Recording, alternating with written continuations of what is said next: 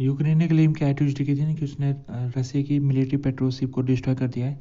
ये रसिया military petrol ship ये इसमें एक बैलिस्टिक मिसाइल आ सकती है और साथ में 60 नेवल क्रू इसमें शामिल हो सकते हैं। तो ये बहुत बड़ी कामयाबी होगी अगर यूक्रेन ने इसको डिस्ट्रॉय किया है।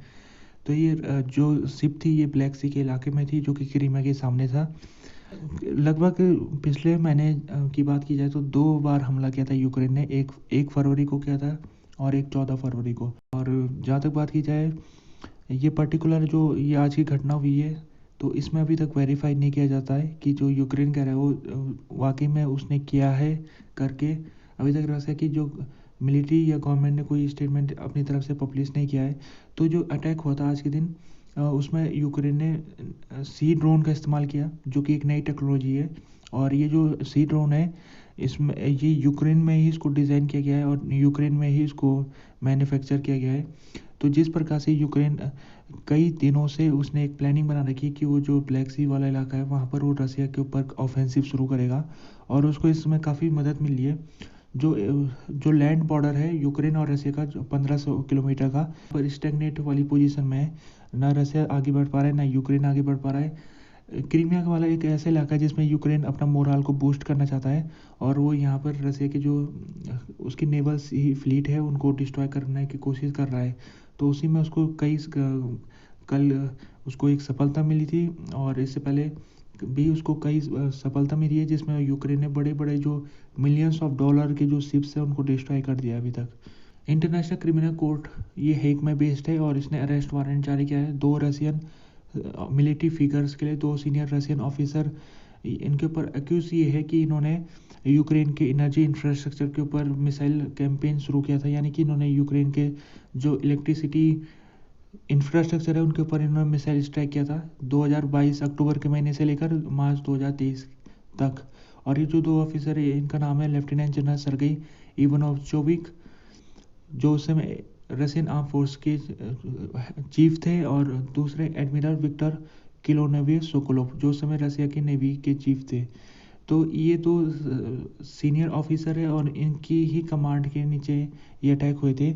तो ये आईसीसी की बात की जाए तो रसिया ने इसमें अभी तक इसका जो रोम स्टैचू था 2000 में उसमें सिग्नेचर किया था, लेकिन अभी तक रसिया की पार्लियामेंट ने इसको इस ऑर्गेनाइजेशन में शामिल होने के लिए अभी तक परमिशन नहीं दी है। तो इस वजह से रसिया इस कोर्ट का मेंबर नहीं है।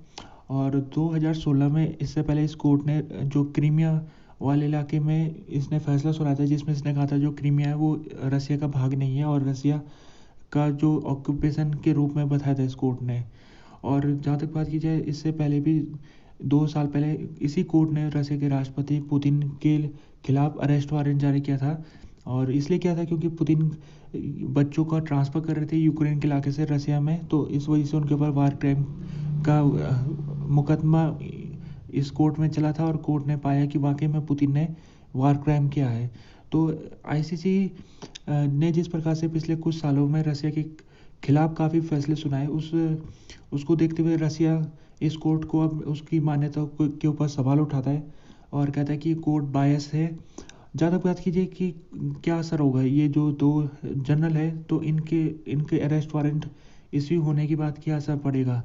तो पहला असर ये है कि जो जिन देशों ने इंटरनेशनल क्रिमिनल कोर्ट को अपना रखा है यानी कि अपने देश में उनको क्रिमिनल कोर्ट की प्रोसीजर को अपना रखा है तो उन देशों में अगर ये जनरल जाते तो इन जनरलों को गिरफ्तार किया जा सकता है।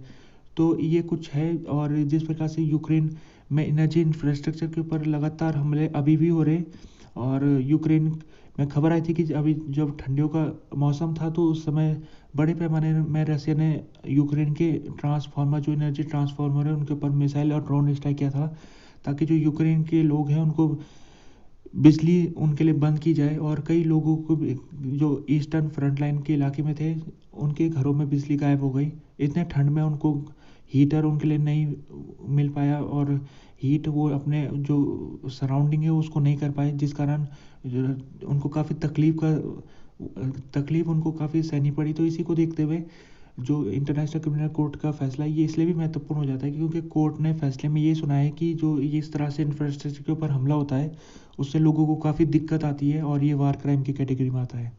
रशिया ने अपने मिलिट्री फोर्सेस को स्ट्रेंथन कर दिया है नॉर्थ और वेस्ट बॉर्डर के सामने।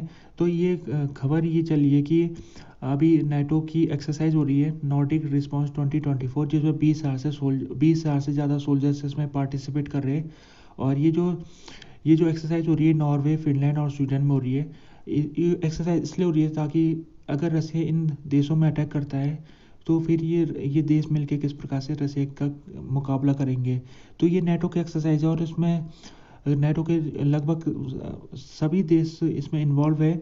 और इसी को देखते हुए रसिया ने अपनी जो इन तीनों देशों के सामने जो उसकी बॉर्डर लगती है उसको उसने अपना स्ट्रेंथन करना शुरू कर दिया है। रसिया का कहना है कि हमारे लिए ये एक्सरसाइज खतरा है और ये नाटो एक्सकलेट कराना चाह रहा है। तो ये एक एक्सरसाइज है स्ट्रीट फास्ट प्रोग्राम चला है नाटो की तरफ से जिसमें 90,000 सोल्जर्स पार्टिसिपेट करेंगे। तो उसी का सब प्रोग्राम है ये नॉर्डिक्स रिस्पांस 2024 जो अभी फ़िलहाल बाल्टिक देशों में चल रहा है और साथ में जो नॉर्डिक देश है वहाँ पर चल रहा है। तो ये जो नॉर्डिक देश है नॉर्वे, फिनलैंड और स्वीडन, ये रसिया से इनकी काफ़ी करीब है। ये बाउंड्री के हिसाब से अगर देखा जाए तो फिनलैंड की तो डायरेक्ट बाउंड्री लगती है रसिया के साथ।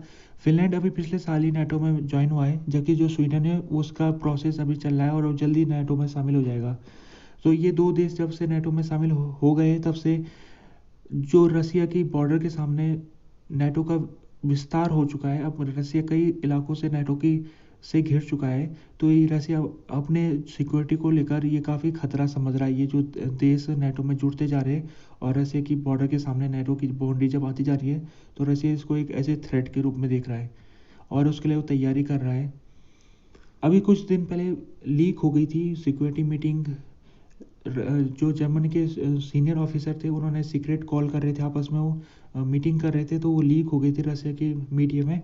उस लीक में ये पाया गया था कि जो जर्मनी के सीनियर ऑफिशियल्स है वो बातचीत कर रही कि किस प्रकार से जो यूक्रेन को टेररिस्ट मिसाइल दी जाए। और ये भी वो बात कर रहे थे कि अगर यूक्रेन को टेररिस्ट मिसाइल दी जाएगी तो फिर जो टेररिस्ट मिसाइल को सिखाना भी पड़ेगा, उसके लिए कुछ जर्मन मिलिट्री ऑफिसर्स को भेजना पड़ेगा यूक्रेन में।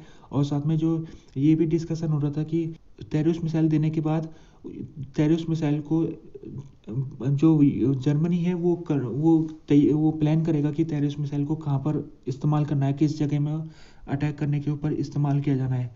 तो इसी को देखते हुए जो टेररिस्ट मिसाइल की जो लीक हुआ था उसके बाद जर्मनी के लिए काफ़ी एम्ब्रेसमेंट हो गया था, क्योंकि जर्मनी अभी तक मीडिया के सामने बोल रहा है कि वो टेररिस्ट मिसाइल यूक्रेन को नहीं देगा। लेकिन जिस प्रकार से सीक्रेट कॉल में ये सब चीज़ निकल के आ गया था कि जर्मनी इसमें विचार कर रहा है कि टेररिस्ट मिसाइल यूक्रेन को दी जा सकती है।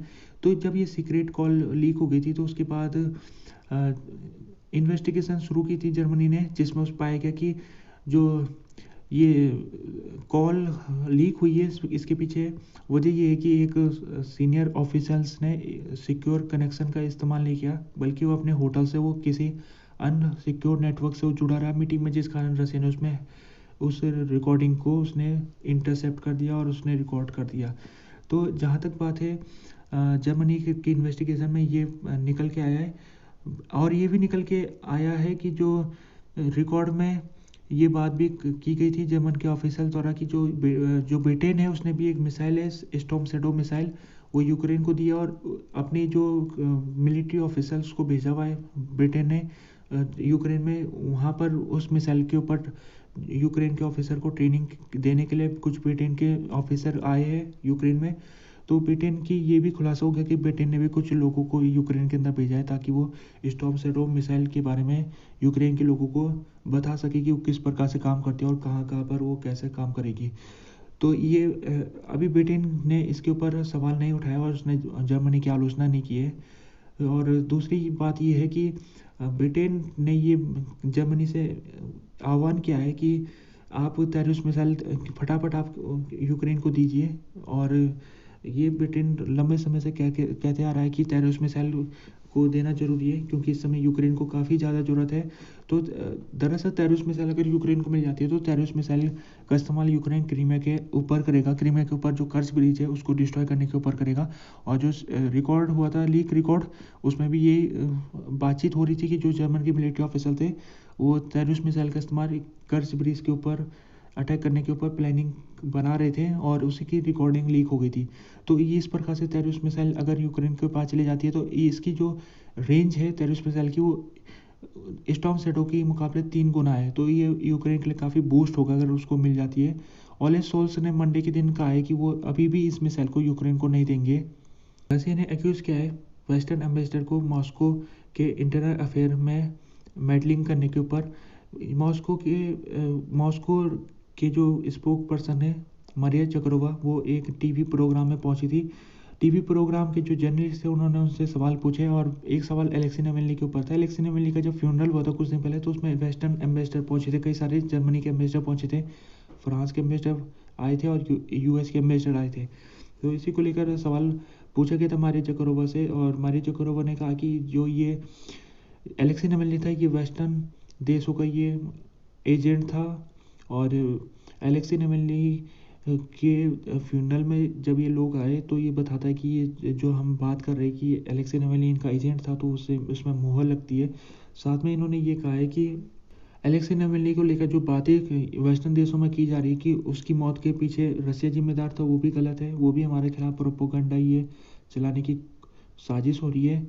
और जो मारिया जकरोवा है उन्होंने ये कहा है कि जो वेस्टर्न देशों का बिहेवियर है उससे ये सवाल उठा है कि जो ये एम्बेसडर है ये आखिरकार ये यहाँ क्यों है, क्या ये डिप्लोमेटिक काम करने के लिए यहाँ पर आ रखी है कि ये ड्रामा करने के लिए यहाँ पर आ रखी है।